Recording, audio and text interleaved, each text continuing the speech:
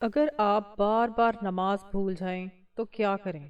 آپ صلی اللہ علیہ وآلہ وسلم نے فرمایا کہ اگر تم نماز بھول جاؤ تو صرف ایک کام کرو، تمہاری نماز قبول ہوگی۔ بسم اللہ الرحمن الرحیم۔ السلام علیکم ورحمۃ اللہ وبرکاتہ۔ محترم ناظرین، نماز اسلام کی بنیاد اور ایمان کا عملی اظہار ہے۔ قرآن کریم مختلف مقامات پر نماز پر زور دیتا ہے اور اسے مومنوں کی پہچان قرار دیتا ہے۔ اللہ تعالیٰ فرماتے ہیں کہ نماز پڑھا کرو، کیونکہ نماز بے حیائی اور برائی سے روکتی ہے، اور بے شک اللہ کا ذکر سب سے بڑی چیز ہے۔ یہ بھی فرمایا کہ صبر اور نماز کے ذریعے اپنے رب سے مدد مانگو۔ بے شک نماز سب پر بھاری ہے، سوائے ان لوگوں کے جو اللہ کے آگے سر تسلیم خم کرتے ہیں۔ یہ آیات واضح طور پر ظاہر کرتی ہے کہ نماز محض اعمال کا مجموعہ نہیں ہے، بلکہ انسان اور اس کے رب کے درمیان تعلق کو مضبوط کرنے کا ذریعہ ہے۔ یہ عبادت کی وہ صورت ہے جس میں انسان دنیا سے منقطع ہو کر اللہ کے سامنے کھڑا ہو جاتا ہے۔ نماز کی اہمیت کا اندازہ اس بات سے بھی لگایا جا سکتا ہے کہ یہ عبادت کا منفرد عمل ہے جو شب معراج کو عطا کیا گیا۔ نبی کریم صلی اللہ علیہ وآلہ وسلم کو آسمانوں کی بلندیوں پر بلایا گیا اور اپنی امت کو نماز کا تحفہ دیا۔ یہ اس بات کی گواہی ہے کہ اللہ تعالیٰ کو کتنی پیاری اور عظیم دعا ہے۔ قرآن پاک میں یہ بھی بتایا گیا ہے کہ مومن وہ ہیں جو اپنی نمازوں کی حفاظت کرتے ہیں، یعنی انہیں وقت، عبادات اور آداب کے لحاظ سے ادا کرتے ہیں۔ نماز دراصل انسان کے ایمان کی حفاظت کرتی ہے۔ یہ اس کے دل کو سکون دیتی ہے اور اس کی زندگی کو ترتیب اور کنٹرول دیتی ہے۔ بلا شبہ انسان فطری طور پر بھولا بھالا ہے، وہ گمراہی کی مخلوق ہے۔ غلطی کرنا اور کمزور ہو جانا، یہ سب انسانی فطرت میں شامل ہیں۔ دنیاوی پریشانیاں، گھریلو پریشانیاں، مالی دباؤ، ذہنی الجھنیں اور روزمرہ کے مسائل انسان کے جسم پر حاوی ہو جاتے ہیں۔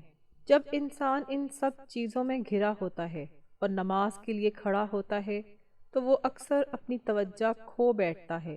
وہ ادا کی گئی رکعات کی تعداد بھول جاتا ہے، اسے یاد نہیں رہتا کہ کون سا رکن پیش کیا گیا ہے اور کون سا چھوڑ دیا گیا ہے۔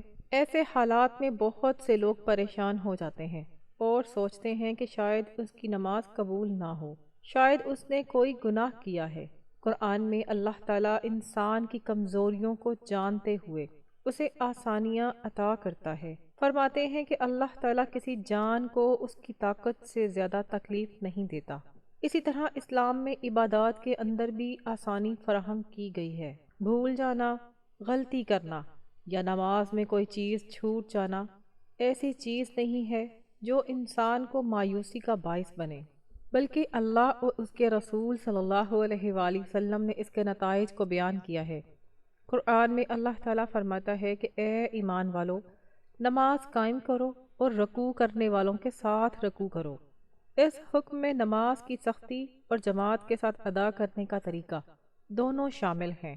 اسی طرح ایک اور مقام پر فرماتے ہیں کہ نماز مومنوں پر ایک مقررہ وقت کے ساتھ فرض ہے۔ یہ آیات ہمیں بتاتی ہیں کہ نماز کو اس کے مقررہ وقت پر ادا کرنا کتنا ضروری ہے، لیکن اگر غلطی ہو جائے تو اللہ کی رحمت اتنی وسیع ہے کہ بندے کو مایوس نہیں ہونے دیتی۔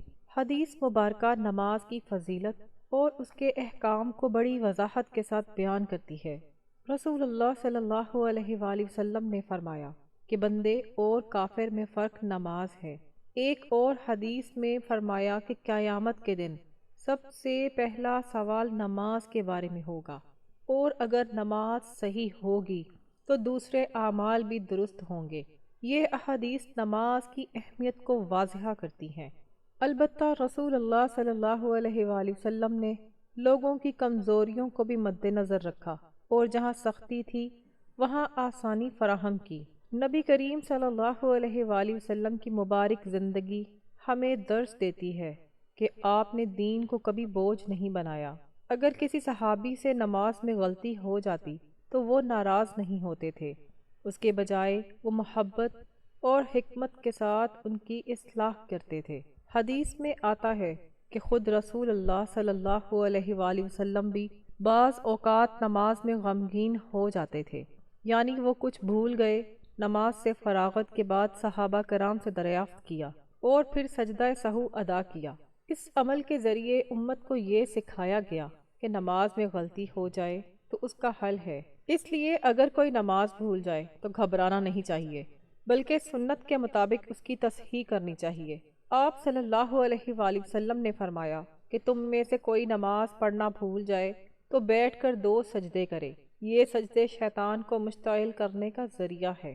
اس حدیث کا ترجمہ ہمیں بتاتا ہے کہ سجدہ دراصل نماز کی کمی کو پورا کرنے کا ذریعہ ہے، نہ کہ نماز میں خلل ڈالنے والا۔ جب کوئی شخص نماز کے لیے کھڑا ہوتا ہے تو شیطان اس کی توجہ ہٹانے کی پوری کوشش کرتا ہے، کبھی دنیاوی خیالات، کبھی ماضی کے خیالات اور کبھی مستقبل کی فکر ذہن میں ڈال دی جاتی ہے۔ اسی لیے قرآن کہتا ہے کہ شیطان تمہارا کھلا دشمن ہے، اسے دشمن سمجھو۔ نماز پڑھنا بھول جانا اکثر ان عقائد کی وجہ سے ہوتا ہے، لیکن اللہ تعالیٰ نے اس کا علاج دین میں دیا ہے۔ یہ سوال اکثر لوگوں کے ذہن میں آتا ہے کہ جو شخص بار بار نماز بھول جاتا ہے کیا اس کی نماز قبول ہوگی؟ جواب واضح ہے، اللہ نیت کو دیکھتا ہے۔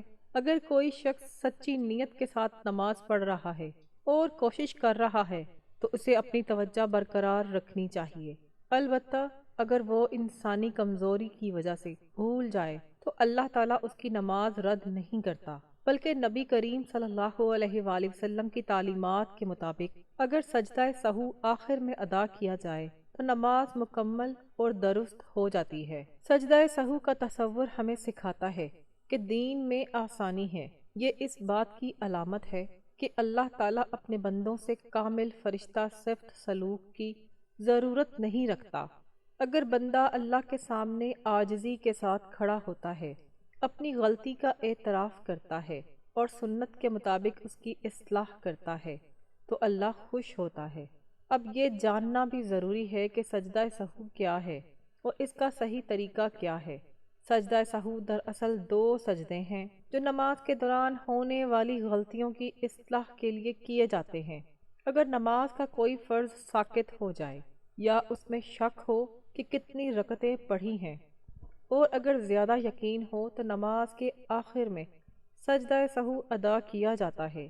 سجدہ سہو کرنے کا صحیح طریقہ یہ ہے کہ جب نماز کی تمام رکعتیں مکمل ہو جائیں اور آخری قضا میں تشہد پڑھا جائے تو دائیں طرف سلام پھیرنے کے بعد، یعنی دونوں طرف سلام پھیرنے سے پہلے، فقہی مصلحت کے مطابق 2 سجدے کریں۔ ہر سجدے میں وہی تسبیح پڑھی جائے جو عام سجدے میں پڑھی جاتی ہے۔ 2 سجدوں سے فارغ ہونے کے بعد تشہد، درود اور دعائیں پڑھ کر سلام پھیرے۔ اس طرح نماز مکمل ہو جاتی ہے اور جو غلطی ہو جاتی ہے اس کا کفارہ ہو جاتا ہے۔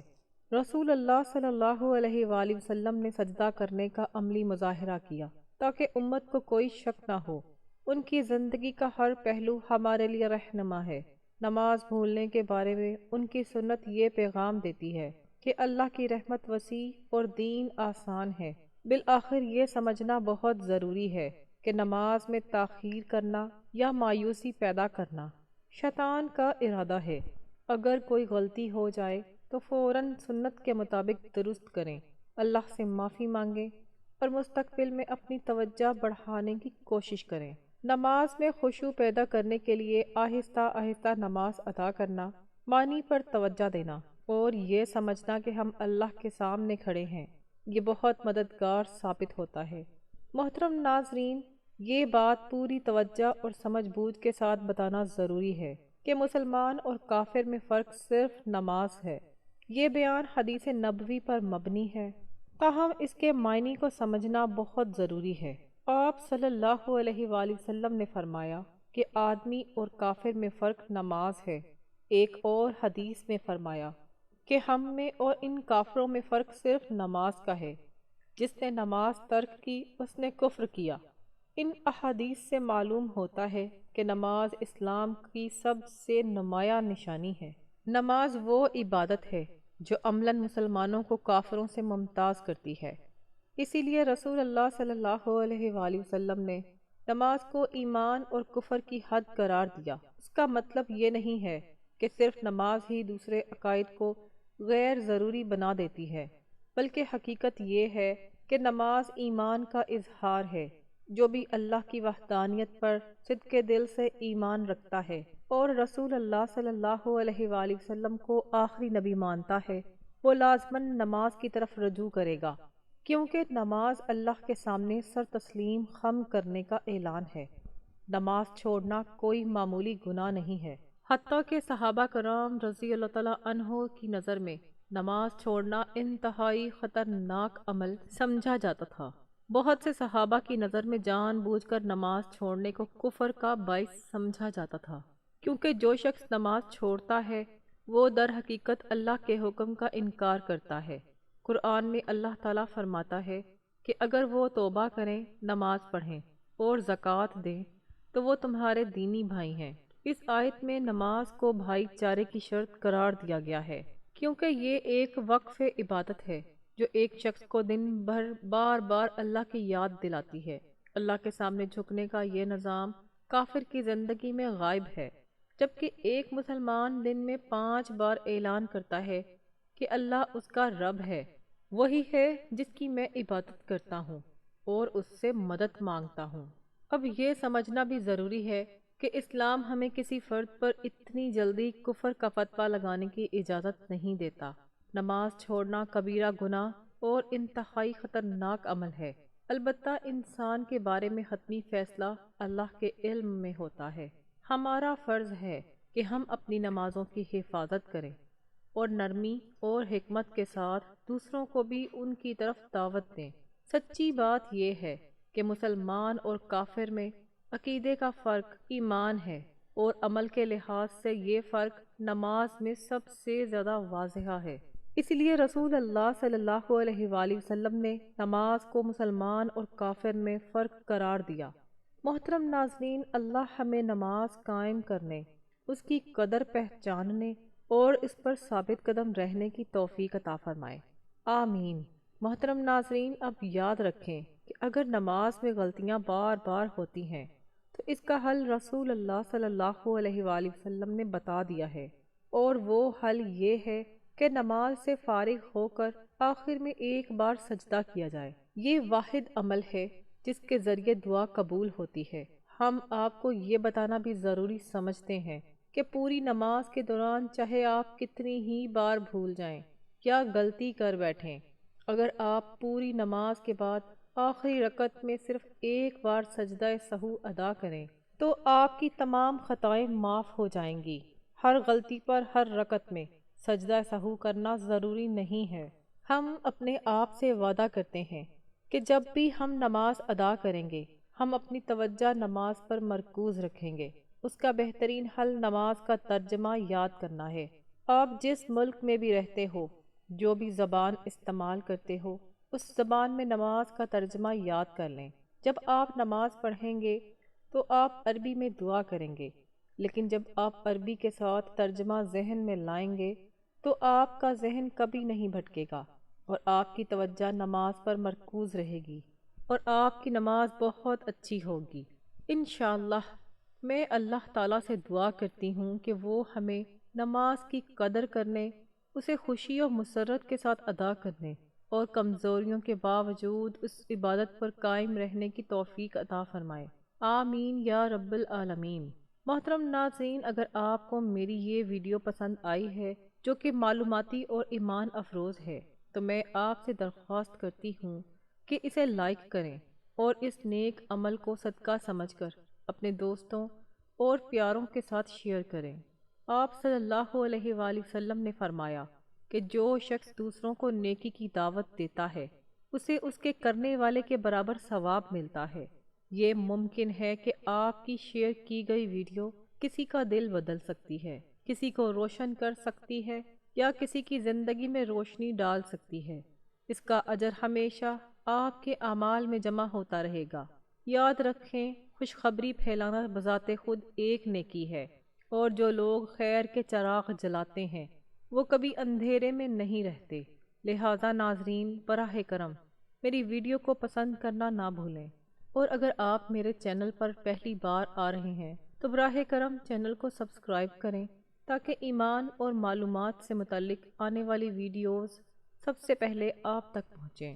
میں دل کی اتھاہ گہرائیوں سے دعا کرتی ہوں کہ اللہ رب العزت آپ کو دنیا اور آخرت کی کامیابیاں عطا فرمائے، وہ آپ کے گھروں پر رحمت نازل فرمائے اور آپ کی دعائیں قبول فرمائے، وہ آپ کی دینی اور دنیاوی پریشانیاں آسان فرمائے اور آپ کو دین کی خدمت کرنے کی توفیق عطا فرمائے۔ آمین یا رب العالمین۔ ملتے ہیں اگلی ویڈیو میں۔ اللہ حافظ۔